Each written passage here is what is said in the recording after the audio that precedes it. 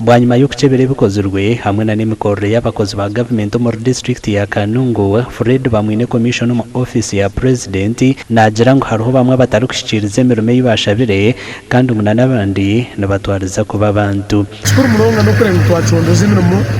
ya government kwe kutambura umushwego mu okura abantu bitwambabona ubuhereza kugira senteze ko mu government yagati ayi turashanje ibitwashanga bimwe abakozi ba government bakora gadibengari abamwe boshamira mu abandi bakambira kuba abantu abandi baba batariyo so ibyo natwapikinga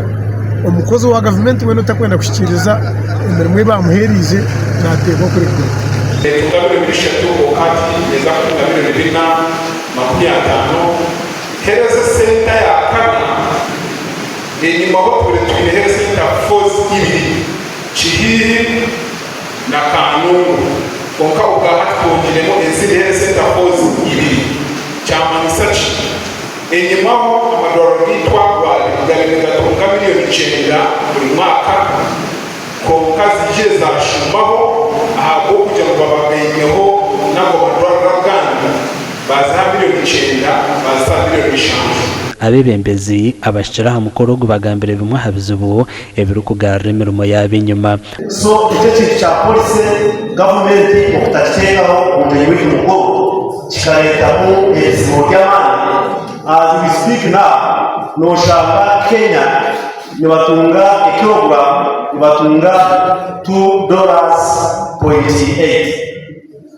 tana keji Rwanda nibatunga $3.9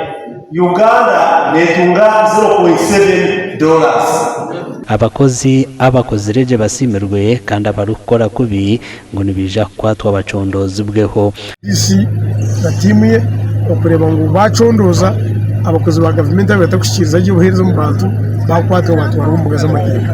ene cyamuheru mikikwata community nyine akone bwo harakatabona kana harabaho nashanga basigaze bari umutabona shayibiri mu kasheshe basinze so twarahikirizana ngo district council eshimiye gukora bayiro okurenga abo bantu abatakwenda gukora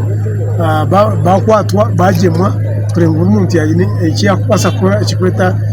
byukuyumuka nesendo mu mpaye amakuru agagasha kwa Hweza Wilfred.